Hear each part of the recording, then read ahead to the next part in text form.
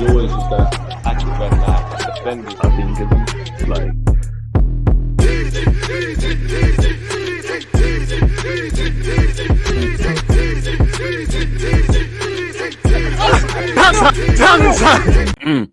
People, Deluded, I'm back again. Thank you very much for tuning back in each and every time, and welcome back to another edition of the DG podcast, the Deluded podcast, the Really and Truly podcast, the People's podcast. As I said, hope everyone's doing well and safe. Hope everyone's in good spirits on this Friday, people. Obviously, I hope you've all had a good week to remember. I hope, you've had a good week filled with, you've moved closer to your goals, hopes, dreams, aspirations, and damn right ambitions. I hope everything's working for you. As usual, I hope everyone's got their health, and I hope everyone's excited for the week to come. Well, the weekend to come, better yet, of football and whatnot, people. It's been a fantastic week as an Arsenal fan, still riding high off beating Spurs. Again, I shouldn't be too excited about Arsenal beating small clubs. We need to do it against the bigger clubs, and we've got Brighton at the weekend, so let's take that one very seriously. Let's jump into the Champions League, because I want to talk about the champs first. Now, I want to say one thing first. I feel although Real Madrid lost, and I know Atletico won, UEFA, certain referees are in the pockets of certain man in it, because I think in the Atletico Madrid versus AC Milan game, I feel they were robbed. I don't think that's a pen. I don't think that's a second yellow, which led to the red card. I don't think Real Madrid should have got a penalty either. So yeah, shout out to Sheriff, because they scored a banger. What was it? Till scored an absolute peach of a goal, and they beat, Real Madrid 2-1. You had Cristiano Ronaldo saving Ole Gunnar Solskjaer's bacon. Barcelona are in the mud. Chelsea had a woeful, lackluster performance against the Juventus side, which is without several players. So let's actually kick off with, Shakhtar Donetsk Inter Milan. It was a game that was filled with nothing, if I'm completely honest. Besiktas versus Ajax was a good game. I did a watch along for that. Make sure you all follow me on Twitch so you don't miss, on top of the YouTube watch alongs, you don't miss that. I mean, for me, Tadic was balling in that game, but it was the Gravenberch show. Obviously, if Gravenberch is going to go up the levels, he needs to hold on to the ball a bit better. His passing's got to be a bit better. He's got to be a bit crisper, but he makes forward runs. He gets onto the ball. He was a joy to watch. Wasn't impressed with the other Brazilian lad, Anthony. I know my friend's been giving him a lot of clout. Didn't see much in the game.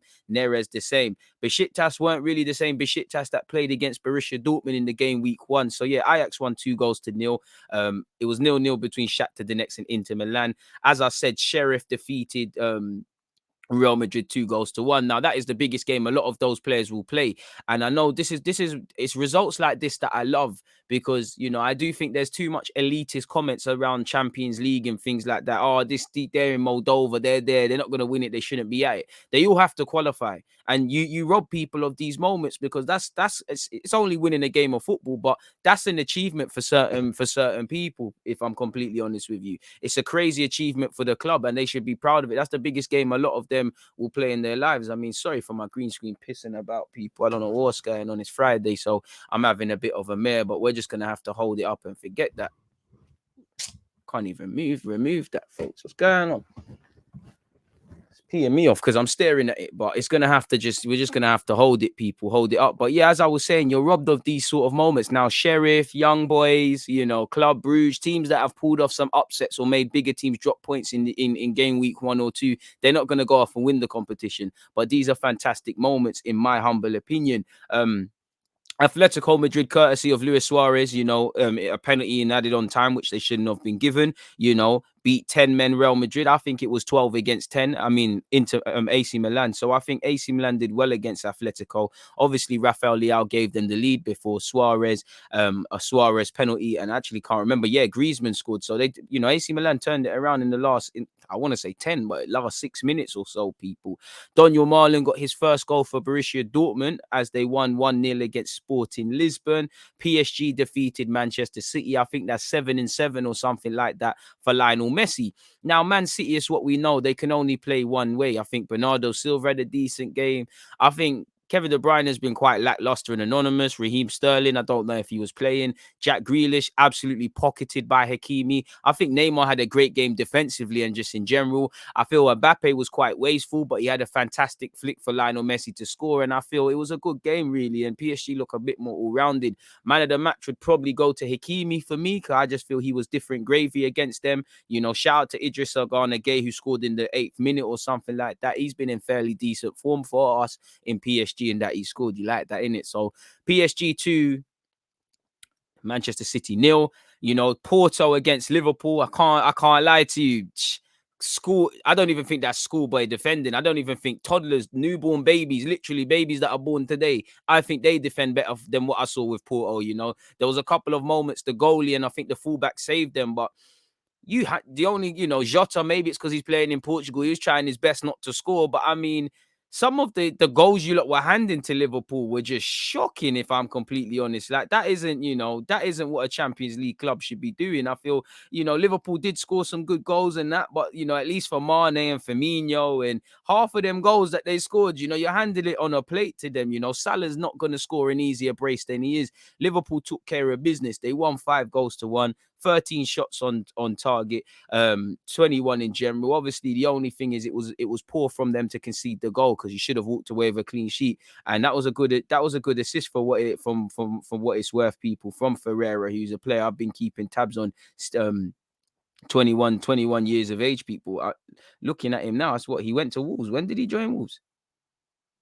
He was on Wolves at loan. He must have been shit there, innit? He didn't do nothing at Wolves then, but yeah, he was at Wolves. I'm not even referring to him. That's what I was about to say. Fabio Vieira, 21 years of age. I know he was never at Wolves, but yeah, man, I think he's the one. Forgive me if I'm wrong. He got the assist. In fact, I'm capping. It was Pepe, innit? But anyways, I think Ferreira, I'm getting mixed up anyways, but I think Ferreira had a decent game for what it's worth. And I think he's someone I believe in a lot. Atalanta defeated Young Boys 1-0. Young Boys didn't play with the same intensity they did when they played United.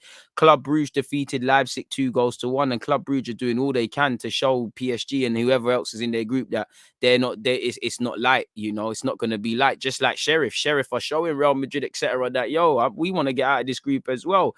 It's been quite the eventful day. You know, Zenit St. Petersburg absolutely moved to Malmo. They won 4-0. You know, Wolfsburg and Sevilla, it was 1-1. Borussia Dortmund, you know, Sane, Gnabry, Lewandowski running riot. They won 5-0 against Dynamo Kiev. Salzburg, I tell man about Karim Adeyemi all the time, and he bagged the brace against Lille and they won 2-1. He's not going to be at Salzburg long. I'll be surprised if he starts next season. Now, Chiesa, one of the best players in the world, in my opinion.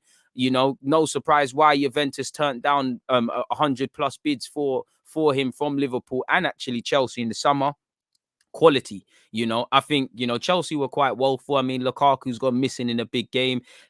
Chelsea look a bit disjointed. They don't really create anything of note. It looks like something's quite missing and something hasn't gone wrong. And I feel the last couple of games, even when they've won, when they beat Villa, I believe, they haven't been playing quite to the standard they was playing. And I think they handed it to Juventus. I think Juventus, there was a while early on, I think Chelsea started off the stronger of the team, but yeah, man, Juventus walked away with it really and showed man levels really. And I think it was woeful because Juventus, considering they had injuries, they did all right.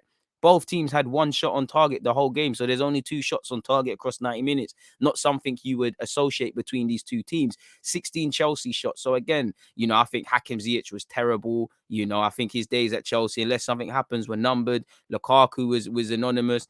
I think Alonso and Azpilicueta, they provide width, but they don't take their men on enough. And obviously, Rudiger and Thiago Silva and Christensen, they weren't enough. I think Hakim Ziyech not Hakim Ziyech, he was shit. But I think Havertz is a bit too passive. And Lukaku was anonymous again against a very half decent defensive unit. He's going to be anonymous, isn't he?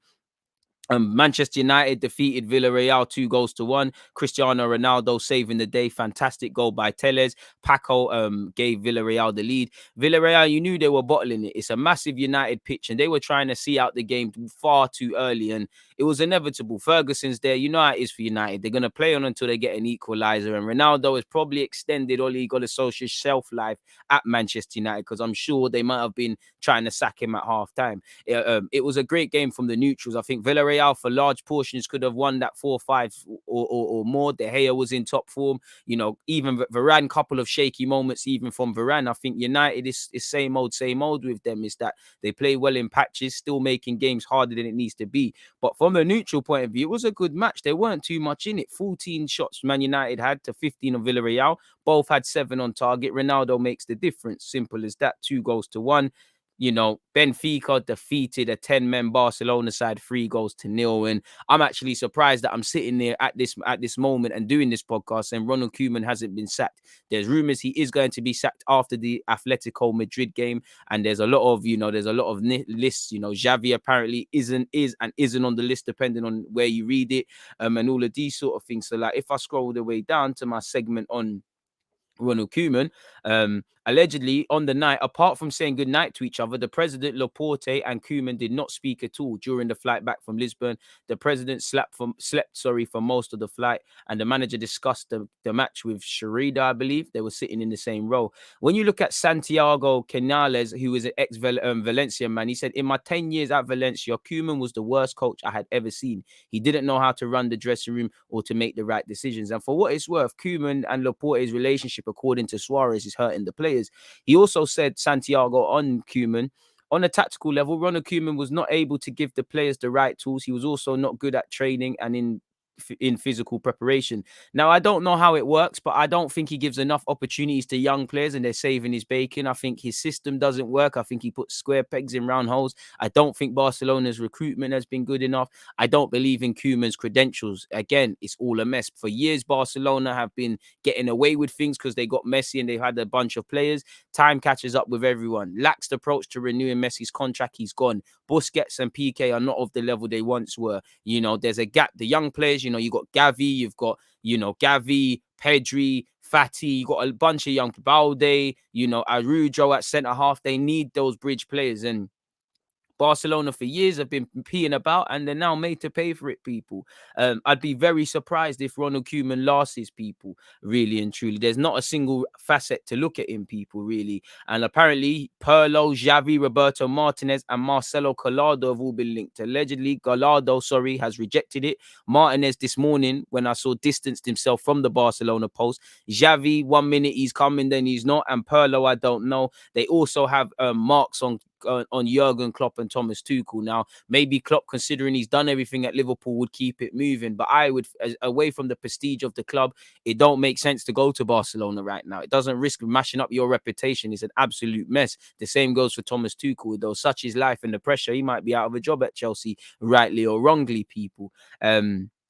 So it is what it is in that regards, people. I just want to go back to Chelsea, and I want to look at what Thomas Tuchel has had to say. As you know, following you losing to Juventus, the Blues have now lost twice in 5 days and only had one shot on target after obviously losing to Man City. Normally, Chelsea had a dominant side. They've been dominated.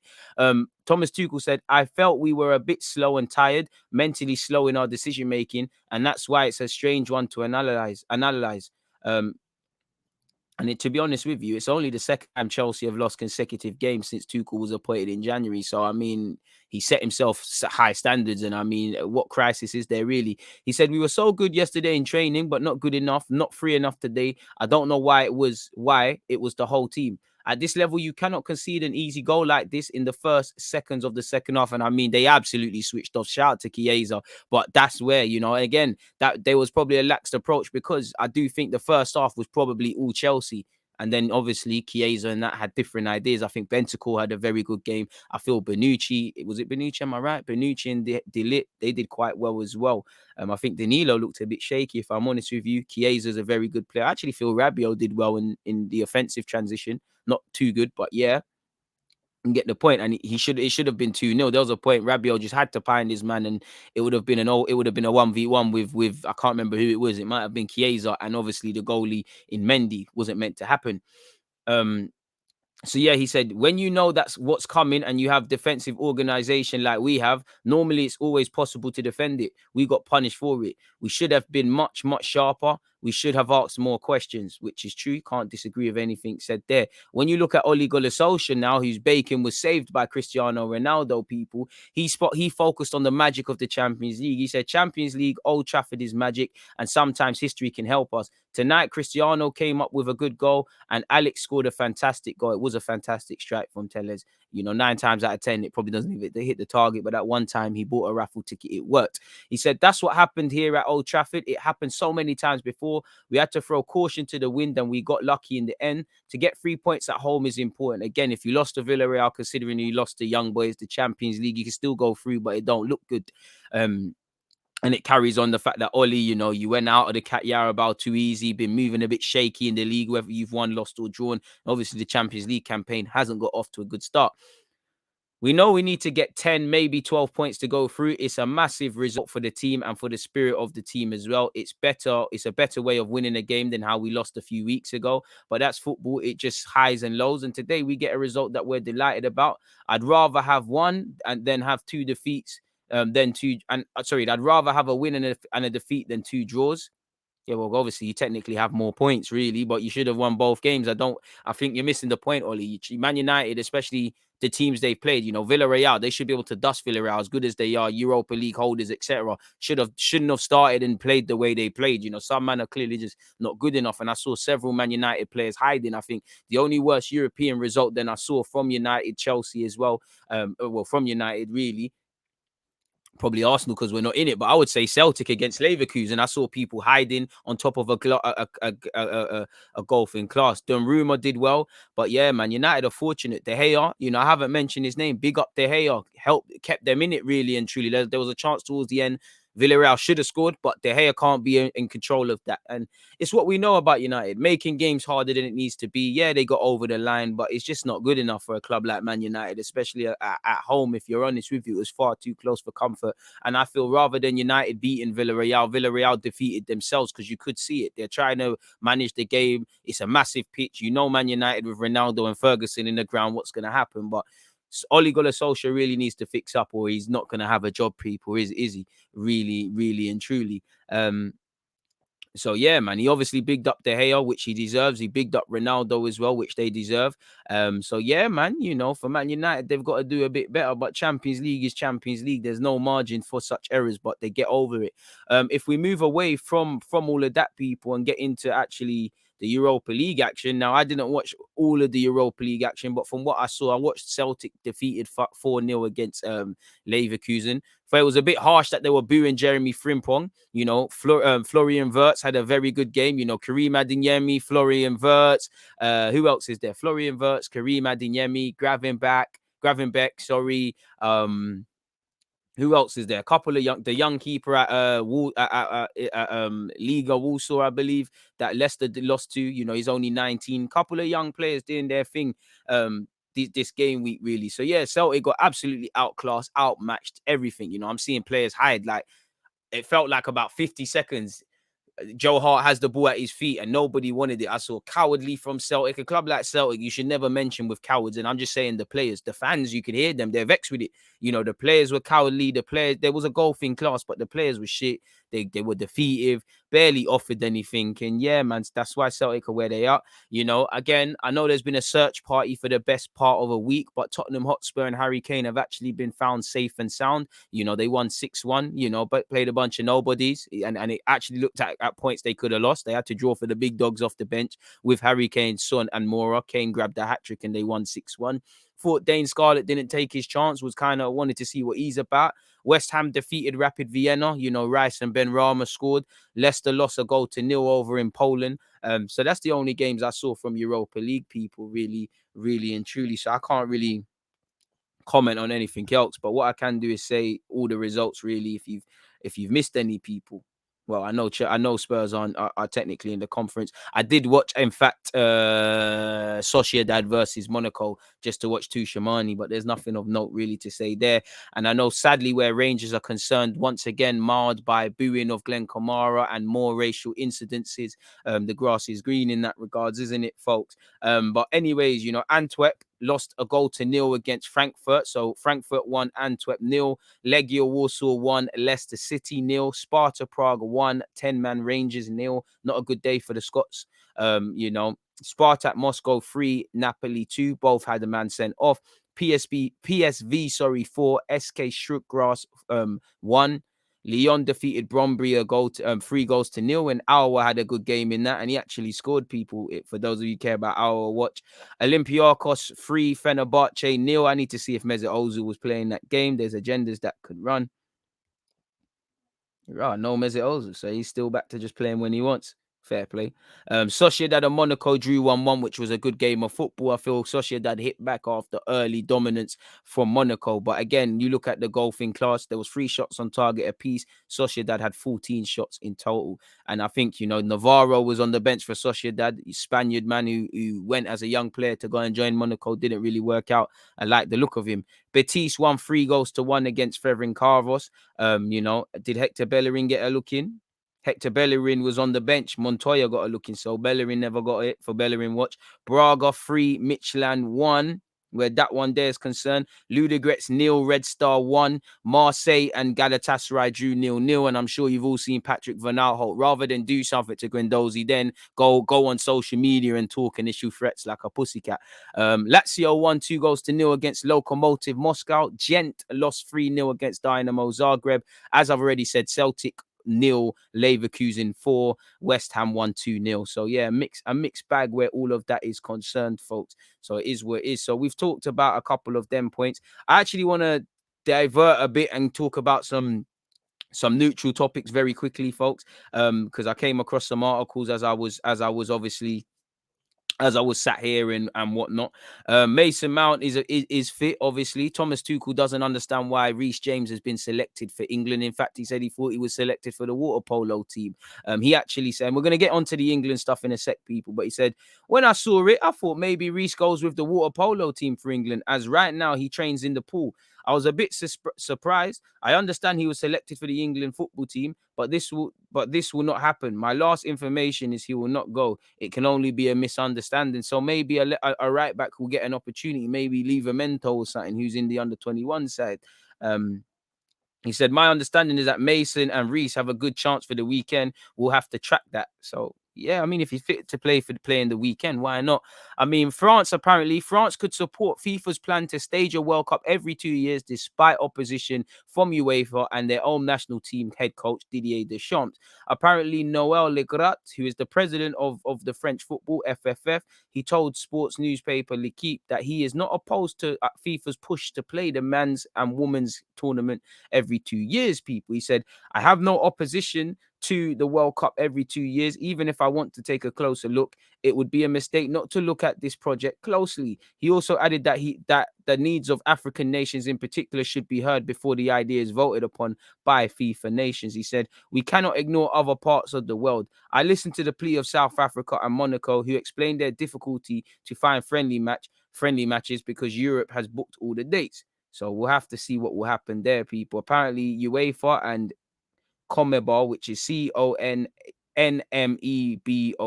have just 65 of the 211 FIFA votes in any poll on the World Cup's future, which could be as soon as December. Away from that, fully vaccinated players will be able to travel for international duty in red list nations this month, people. So if your players at clubs have been vaccinated, it is what it is. And away from that, Terry Butcher has again called for heading to be phased out of football. He said he wants it to be eradicated from football entirely, but admitted that it will have to be done gradually. Whether that actually can happen is another thing, people, but it is what it is where that is concerned. Now, away from all of that, before we get into some more neutral talking points again, the England team has come out, people. And before that, apparently Southgate admits, do you know what? For what it's worth, Southgate has said a bag of things that don't really make sense, because he said Greenwood and Bellingham are not being called up due to burnout. I hear it. They're young, but you've called up Saka. Now, you know what happened with Saka and Jaden and the missed penalty and all of these things. And Saka was rushed back from actual stuff from that to play for Arsenal. Maybe that's why his form didn't kick on. I know history has been rewritten with how he's played against Spurs, but it doesn't really make sense when you've then drawn for Saka. It doesn't. And for me, Greenwood should be there. With respect, if Greenwood's not going to be there up front, I think Tammy Abraham deserves a shot. I don't really rate Watkins, and I don't think, not even that if it's me rating him, I don't think he deserves a look in ahead of Ivan Toney, ahead of Patrick Bamford, even Danny Ings. And to be fair with you, if it's not Harry Kane, then all the other strikers are whatever. Like, we always do the flavor of the month call ups. Like, if Wilson starts bagging, there'll be calls for him. I don't think Ivan Toney's quite shown he can cut the mustard at Premier League level, much less international. He does well, but yeah, I think he's more deserving of a chance. But again, one thing Watkins probably has is that a couple of these players, like Cody, there's a couple of centre halves that probably deserve it over him. they've worked with England before. England have quote unquote seen what they've done in training. I think for Jadon Sancho, it'd be good because there's been a lot of scrutiny about his performance. He's just moved to United, a massive move for an early 20-year-old. I think the best thing can be to get out of that situation at Carrington for now, go off and play in a couple of games for England, and then it is what it is. Much, saying that he might not even get to start because Southgate weren't dealing with him the best in the Euros. But apparently he admits Jadon Sancho's form at Man United has not been good enough to deserve an England call-up, but included him in his most recent squad to show he retains belief in the forward. Apparently, and I think it's a bit weird to come out and say this, does he deserve to be in on these performances over the last few weeks? Well, probably not. We don't, but quality doesn't die overnight. He said, but I think we feel we have invested in Jadon over a period of time. We believe he can get to a high level. I'd like some time with him to chat with him and help that process that's going on at Manchester United as well. And I think for him to feel that we believe in him at this point is a good message. So again, we're talking about there's no perfect solution here. And you could easily throw up another name at me that we've left out in the past and say, well, you didn't deal with it in the same way. And that's true. And obviously it is risky completing a move in a World Cup year because, again, I don't think Southgate has the balls to not include him. I don't think he should, but that could be a reality. I think Jadon's going to get back to form, do his thing. I think we'll see a real Jadon Sancho in the second half of the season. I hope it happens. Not too much, but I hope it happens sooner because he's a player I like a lot, man. I want him to do well, man. I've supported him I like supporting Jadon Sancho. I definitely don't support his club, but it's sad to see this. But it was predictable, man. There's a lot of pressure and people forget like he needs to adapt and how hard the Premier League is. I think he needs to improve his footballing IQ because he likes to go down blind alleys and be a bit passive unnecessarily. But yeah, man. So yeah, he said, so again, we're talking about there's no perfect solution, blah, blah, blah. He said, we try to individually do the right thing at the right time, send the right message. And sometimes the right message is to leave a player out and maybe they respond and that's the right thing. But we feel with Jadon at this time, it is important for us to keep him with us. And I mean, you could even say Foden don't deserve to be in the squad, really, but it's Phil Foden, just like it's Jadon Sancho. Let's have a bit of common sense. Phil Foden, Jadon Sancho, Bukayo Saka, Mason Greenwood, potentially Curtis Jones and Elliott when fit. All these sort of guys are people we should be throwing our hat on, really, and saying not just next year's World Cup and the Euros that's just gone, but, the next two tournaments as these guys get older, we should be playing them together, marrying them together, not just the attacking players, the others. But I mean, I'm not happy with Southgate, how he uses Grealish, how he's the lack of use for Sancho, the over-reliance on Mason Mount, the midfield being atrocious. There's a lot of problems with Southgate anyways, people. So yeah, he's right, man. He's right. He also went on to say the Bundesliga is totally different. Dortmund is a big club, but Manchester United is one of the biggest in the world. There's some adaptation to that. There's a definite adaptation to the league. You're not going to get the goals and assist numbers anywhere near in our league that you are in the Bundesliga. There are some very good teams, but also it's a very good league for young players to develop because there are teams that aren't at that level. And I don't think he's wrong in what he said there. In relation to keeping out other people, Southgate said, Tammy has started well. It's quite early stages. I've exchanged messages with Jose just to keep a track on that. He's another player who we know who's been with us before. We're probably only talking about 6 or 7 English strikers, really, that are either playing in the Premier League or as Tammy is playing in one of the big European leagues. So it's not a huge pool to cover at the moment. We will keep monitoring those guys really closely. And I think for me, anyways, you've got Sterling and Rashford that could go, but I think you've got Harry Kane. I would include Rashford. For me, you take Greenwood. I'm not really convinced on any of. I wouldn't really bring 4 strikers generally because I'm not convinced in a 4th man in the country. But I understand, flavor of the month, Wilson when he's normally doing it, shouts over Tony, Bamford. If Tammy shows it, Tammy goes for me. But I get it. I don't understand how he's not there. Big up to Maury because in the same way it took forever to call up Jadon Sancho, Grealish, Bellingham, Southgate has finally seen it. Tomori deserves a chance, really and truly. Did expect Joe Gomez, pardon me, to be back in the team, but he's nursing his way through injuries. I agree with Southgate with that. There's not a big talent pool of players. He did say Smith Rowe is close. I don't think Smith Rowe is as close as people make out, but yeah. He said, we've been really impressed with Ivan. We were really impressed with him at Brentford last year. We have watched him this season, so we know all about him. We weren't looking to take an additional striker for this camp, but he's definitely a player we are monitoring closely. I think he's had a really good start to his Premier League career as Brentford have had. We want a player who can firstly score goals. Ivan Toney hasn't shown that too tough. Can they score goals at the highest level? Can they score goals in big matches against the best teams and the best defenses? That's going to determine in the end top level players. Tony is clearly a much greater threat in terms of his aerial presence and his ability to flick things on and attack crosses. That suits the way Brentford play. They play to those strengths. Ollie is probably the best pressing centre forward in the league, for example. But in the end, it comes down to scoring goals.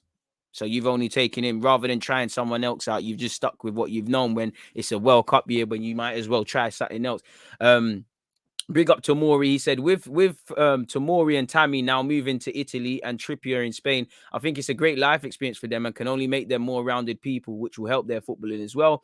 For a footballing education as a defender, there's probably nowhere better to learn from than in Italy. So Tomori's really impressed us. There are a couple of other young defenders as well. Ben White continues to improve. Mark Gurhey at Crystal Palace is on a good path as well. So they're the ones.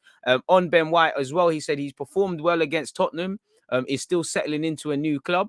But the performance showed good signs, and he's a player we are monitoring closely. He would have been very close to this squad as well. On Smith Rowe, he said he's a player we like the look, we like a lot, and he's very close to making the squad. At this moment in time, I don't want to bring in any more younger players out of the 21s. They've got to earn that right over a longer period. I thought Smith Rowe's performance against Tottenham was very good. We know how he finished the last season as well. I can only say he's a player we like and was close. And yeah, it is what it is, people. Really, really, really and truly.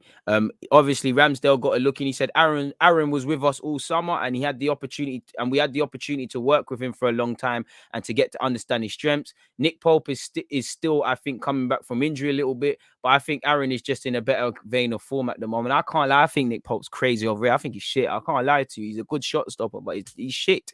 From Aaron's perspective, the move to a bigger club with higher expectations and a style of play where he's asked to play, build with his feet from the back, he's coping really well. So fair play. Now, the England squad, for what it's worth: Sam Johnson, Pickford, and Ramsdale. Connor Cody, Reece James, Tyrone Mings, who I think's punching, Luke Shaw, John Stones, Tomori, Trippier, Kyle Walker. Obviously, Trent Alexander-Arnold is injured and apparently might even miss Liverpool versus City at the weekend. Phil Foden. Oh, sorry, I thought Grealish wasn't there, but you've got Phil Foden, Jordan Henderson, Jesse Lingard, Mason Mount, Calvin Phillips, Declan Rice. No surprises there. Jesse Lingard again.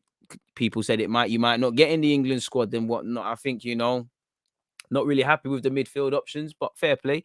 Grealish, Kane, Saka, Sancho, Raheem Sterling, and Ollie Watkins complete the team. So make of it what you will. That is who will be playing there. Once again, Johnson, Pickford, Ramsdale, Connor Cody, Reece James, Tyrone Mings, Luke Shaw, John Stones, Tomori, Kieran Trippier, Kyle Walker, Phil Foden, Mason Mount, Jordan Henderson, Calvin Phillips, Declan Rice, Jesse Lingard, Jadon Sancho, Jack Grealish, Raheem Sterling, Harry Kane, I'm about to say Ollie Solskjaer, Ollie Watkins, Bukayo Saka. That will be England's team for the World Cup qualifiers of Andorra and Hungary. And to be fair, they are actual official World Cup qualifiers, so there probably was going to be less experimenting to Southgate's, to be fair to Gareth Southgate, if I'm completely honest with you. In terms of other news, people, shout out to Daniel Sturridge. He is actually signed for Perth Glory on a free transfer 19 months after he left Turkish side Trabzonspor. And I know he's been on trial at Mallorca and doing all these things, so happy to see him there. West Ham have appointed Rob Newman from Manchester City as the club's new head of recruitment. Newman, 57, spent more than 12 years at Manchester City as an international scouting and recruitment manager. So step in the right direction for West Ham. Marcelo Bielsa says he's convinced Calvin Phillips would only leave Leeds if it was guaranteed his legacy at Ellen Road would remain intact. He's been linked with a couple of big clubs like Man City and Man United. He could have famously left for Aston Villa a couple of years ago.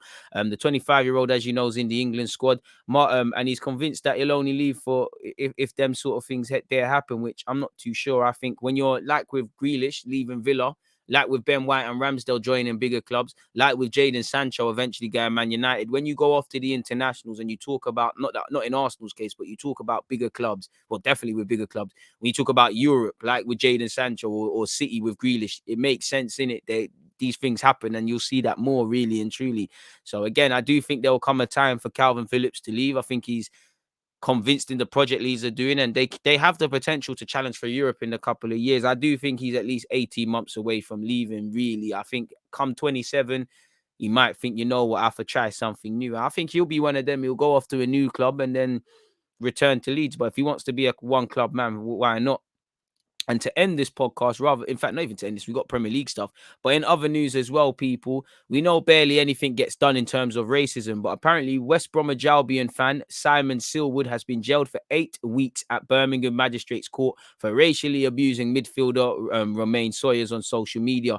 The 50-year-old from the West Midlands was found guilty early this month of sending Sawyers malicious communication. It's understood to be the first case in Britain where someone will actually serve prison time for racially abusing a footballer online, or anyone really and truly. You know, I really hope, again, let's just hope you don't keep that racist energy in prison, man, because I want you to get dealt with personally, man. Break his leg or something. But anyways, let's see how tough you are now, because I'm pretty sure there's a bunch of IC3s in whatever HMP you're going. Let's see if you're racially abusing them now. The beautiful thing is people are going to see your case in prison. You don't come out that cell, big man. Little pussy. Let's see where you are now. Anyways, people, apparently the message was posted on January the 26th after Manchester City defeated West Brom 5-0. He will serve half of his sentence in prison and half on license, and was also ordered to pay £500 in compensation to the player and to the prosecution. Apparently, Silwood has also been banned for life from attending West Brom games, and he claimed that trial, when he posted the word baboon, he actually meant to use the words buffoon, but it was auto-corrected on his phone while sending.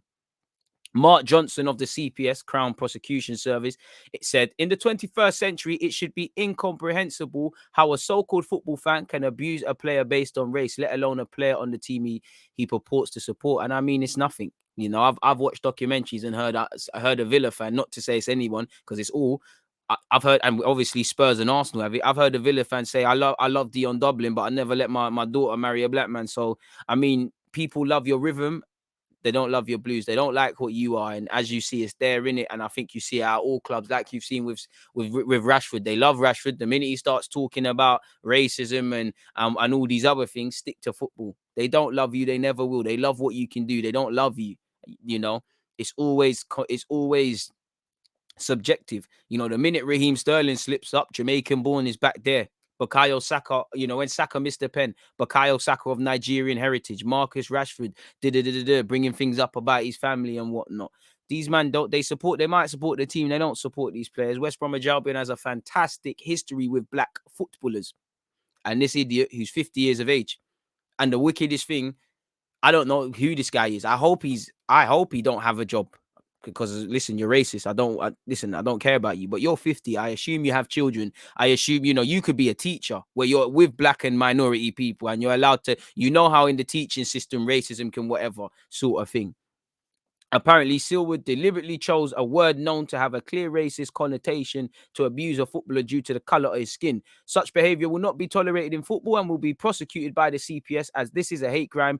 We will apply for harsher sentencing to reflect that. I'd like to thank the witness for bringing Silwood's post to the attention of the West Bromwich Albion, which was then reported to West Midlands Police. And I don't know what his history is like. Does he have a criminal record? Because that might have tipped it, because you see people walk away for this sort of nonsense consistently, folks. So we'll have to see what happens in that regards, people.